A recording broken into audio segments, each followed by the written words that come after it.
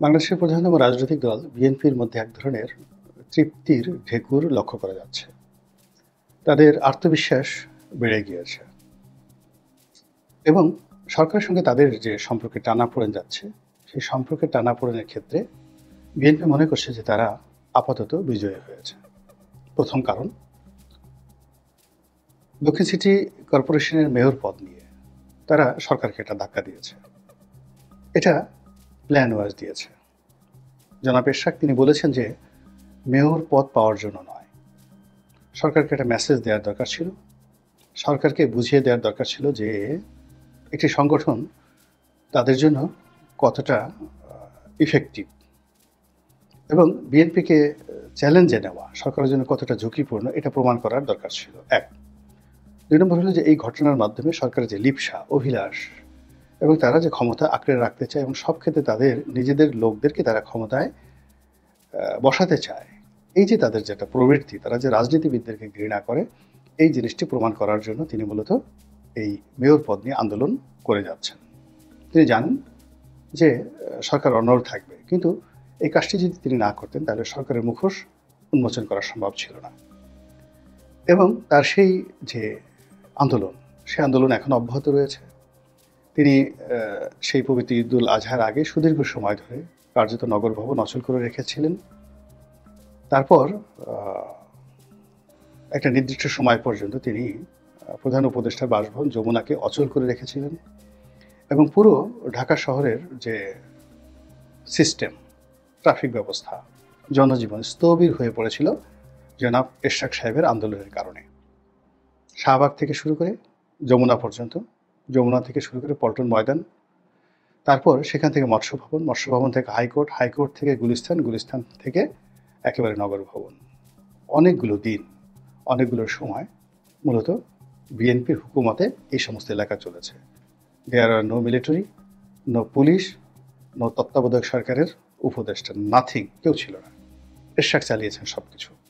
এখন এই সফলতার পরে এরশাদের মধ্যে এক ধরনের আত্মবিশ্বাস জন্ম নিয়েছেন যে তিনি আরও পারেন এবং তার সেই ধারাবাহিকতায় তিনি ঘোষণা দিয়েছেন যে ঈদের পর যদি তাকে শপথ পড়ানো না হয় তাহলে তিনি নিজেই শপথ পড়বেন, তারপর সেই শপথ পড়ে তিনি দায়িত্ব পালন করবেন অনেকটা বিপ্লবী সরকারের মতন করে। এবং তিনি তার সেই যে জিদ, এটি তিনি দেখিয়েছেন যখন দক্ষিণ সিটি কর্পোরেশনের তত্ত্বাবধানে জাতীয় ঈদগাহ ময়দান প্রস্তুত হচ্ছিল, যেখানে রাষ্ট্রপতি কিংবা প্রধান উপদেষ্টা তার দলবল সহ সেখানে ঈদের নামাজ আদায় করবেন। সেই জায়গাতে তিনি এলেন এবং তিনি স্পষ্টতই বললেন যে আমি এখানে বিএনপি নেতা হিসেবে আসিনি, তিনি একজন মেয়র হিসেবে এখানে এসেছেন। তার বক্তব্য খুবই স্পষ্ট, লাউড অ্যান্ড ক্লিয়ার, যে তিনি তার পিতার মতোই, অর্থাৎ তার পিতা সুদীর্ঘকাল দায়িত্ব পালন করেছিলেন, অর্থাৎ তার পিতা নির্বাচিত হয়েছিলেন। আওয়ামী লীগ টেকনিক্যাল কারণে নির্বাচন দিতে পারছিল না, এর কারণ হলো আওয়ামী লীগের হাতে তখন শক্তিশালী প্রার্থী ছিল একমাত্র সাবের হোসেন চৌধুরী। তো তিনি আওয়ামী লীগের সভানেত্রী সাবের হোসেন চৌধুরীকে তখন সংস্কারবাদী নেতা হিসেবে তাকে এই সুযোগটি দিতে চাচ্ছিলেন না।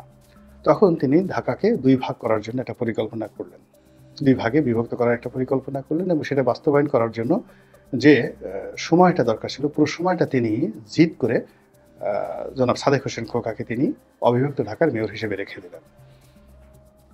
তো পরবর্তীতে যখন ঢাকা ভাগ হয়ে গেল, নতুন মেয়র নির্বাচিত হলো, তিনি ক্ষমতা হস্তান্তর করে চলে গেলেন। সেই ক্ষেত্রে এরশাদ সাহেব মনে করেন যেহেতু আদালত তাকে রায় দিয়েছে, কাজেই নতুন মেয়র নির্বাচন না হওয়া পর্যন্ত তিনি এই দায়িত্বে থাকবেন তার পিতার মতো করে, এবং এইভাবে তিনি বুক ফুলিয়ে চলছেন। এখন তার এই আত্মবিশ্বাস, তার এই জিদ, এটাকে যদি সরকারকে মোকাবেলা করতে হয় তাহলে সরকারকে কঠোর হতে হবে এবং এরশাদকে জেলে নিতে হবে, তার বিরুদ্ধে মামলা করতে হবে যেভাবে শেখ হাসিনা করেছেন। এবং সেটা যদি ডক্টর মোহাম্মদ ইউনূস না করতে পারেন তাহলে ডক্টর মোহাম্মদ ইউনূসকে টেনে হিসেবে নামানোর জন্য এরশাদই যথেষ্ট, আর কারো দরকার হবে না। এই হলো বিএনপির একদিকে সফলতা। দুই নম্বর হলো যে বিএনপি ডিসেম্বরের যে নির্বাচন, সেই নির্বাচনকে সামনে রেখে তারা সভা করেছে, সেমিনার করেছে এবং জিদ করেছে। প্রথম দিকে জনাব সালাউদ্দিন সাহেব থেকে শুরু করে রুহুল কবির রিজভী অনেকেই বলতেন যে ডিসেম্বরের মধ্যে নির্বাচন হতে হবে, কিন্তু যখন জনাব তারেক রহমান প্রকাশ্য জনসভায় ডিসেম্বরে নির্বাচন হতে হবে বলে দিয়েছেন, তখন বিএনপি পয়েন্ট অফ নো রিটার্নে চলে গেছে।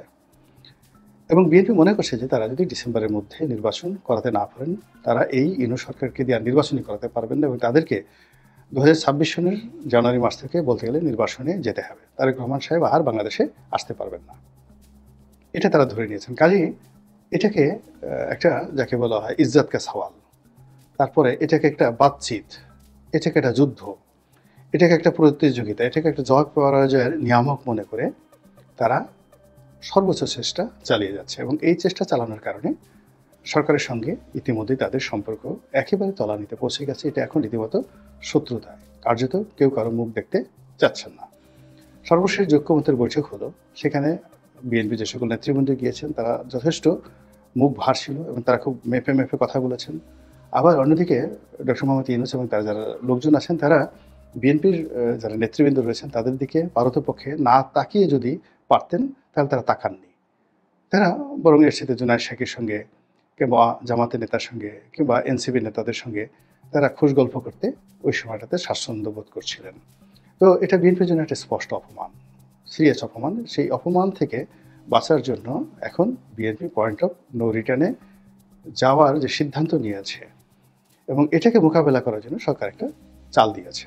তারা যেভাবে একটা অস্বচ্ছ কথাবার্তা বলতেন যে ডিসেম্বর থেকে জুনের মধ্যে যে কোনো দিন নির্বাচন হবে, যখন ভালো হবে তখন, কম সংস্কার চাইলে ডিসেম্বরে হবে, বেশি সংস্কার চাইলে জুনে হবে। তো এই যে একটা গাছড়া ভাব, এই গাছড়া ভাব দিয়ে মূলত বিএনপিকে ক্রোধান্বিত করা হয়েছে এবং বিএনপি সেই জায়গা থেকেই সে বলছে যে না, সমস্ত চলবে না, যা কিছু করতে হবে সেই ডিসেম্বরের মধ্যেই করতে হবে। এবং এই কারণে ডক্টর মোহাম্মদ ইউনূস একটা ঘোষণা দিয়েছেন যে না, এপ্রিলে হবে। তাহলে কি হলো, জুন থেকে নেমে তারা আরও 3 মাস পিছিয়ে আসলো এপ্রিলের প্রথম সপ্তাহে, অর্থাৎ এপ্রিল মাস, মে মাস, জুন মাস, এই 3টি মাস তারা এগিয়ে এলো। আর অন্যদিকে যাকে বলা হয় বিএনপির যে দাবি ডিসেম্বর মাস, তা সেখানে জানুয়ারি, ফেব্রুয়ারি, মার্চ, এই 3টি মাস। তাহলে এই 3 মাস এবং ওখান থেকে 3 মাস একটা মাঝামাঝি জায়গাতে ডক্টর মোহাম্মদ ইউনূস এসেছেন এবং তিনি একেবারে বলেই দিয়েছেন যে প্রথম সপ্তাহে এটা হবে। তো এটা নিয়ে বিএনপি কটু কথা বলছে, সরকারের সমালোচনা করছে যে না, ডিসেম্বরে হবে না। তারপরে শেষে ডক্টর মোহাম্মদ ইউনূসের যে সকল সমর্থক রয়েছেন তারা বলার চেষ্টা করছেন যে এটা একটা বিরাট বিষয় হয়ে গেছে, এপ্রিল মাসে নির্বাচন হওয়া উচিত, এই সময় হলে এটা ভালো হবে, এটা ভালো হবে। তারপরে সরকার সমর্থক যারা রয়েছেন তারা বিএনপিকে গালাগাল থেকে শুরু করে যা ইচ্ছে তাই করে যাচ্ছেন, কিন্তু বিএনপি একেবারে ম্যাটিকুলাসলি তারা মনে করছেন, গাণিতিক হিসাব দিয়ে মনে করছেন যে সরকার ভয় পেয়েছে বিএনপিকে এবং বিএনপিকে ভয় পাওয়ার কারণে তারা কি করলো, তাদের যে একরোখা মনোভাব ছিল বা তাদের যে একটা গাছড়া ভাব ছিল এবং তারা যেভাবে কলা এবং মূলা ঝুলাচ্ছিল, তো সেই কলা এবং মূলা ঝুলানো থেকে তারা একটা কনক্রিট মাইলস্টোনে চলে এসেছেন এপ্রিল মাসের প্রথম সপ্তাহে নির্বাচনের ঘোষণা দিয়ে। এটাকে বিএনপির যারা লোকজন তারা মনে করছেন তাদের একটা প্রাথমিক বিজয়।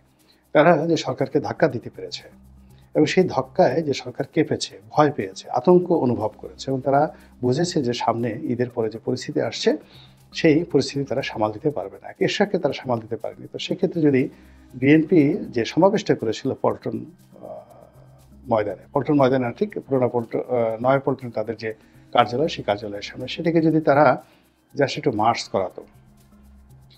মার্চ করে একটু এগিয়ে আসতো এবং এগিয়ে এসে যদি তারা যমুনায় ঘেরাও করতো, তাহলে পুরো এলাকা, শাহবাগ থেকে পুরো এলাকায় লোকে লোকারণ্য হয়ে যেত এবং ওখানে মানে আপনি চিন্তা করেন 10 লাখ লোক যদি বিএনপি জড়ো করতো বা করে আগামীতে ডক্টর মোহাম্মদ ইউনূসকে ঘেরাও করে, তো সেক্ষেত্রে আসলে সেনাবাহিনী দিয়েও সেখানে পরিস্থিতি সামাল দেওয়া যাবে না।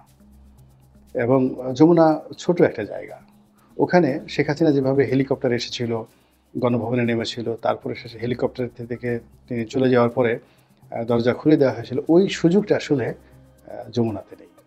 যমুনাতে হেলিকপ্টার ল্যান্ড করার কোনো ব্যবস্থা নেই, সেখান থেকে গাড়িতে করে বের হয়ে যাবে তাও সম্ভব নয় এবং ওখানে এসে সেনাবাহিনীর কোনো টিম মানে ওখানে একটা অপারেশন চালাবে এটাও সম্ভব নয়।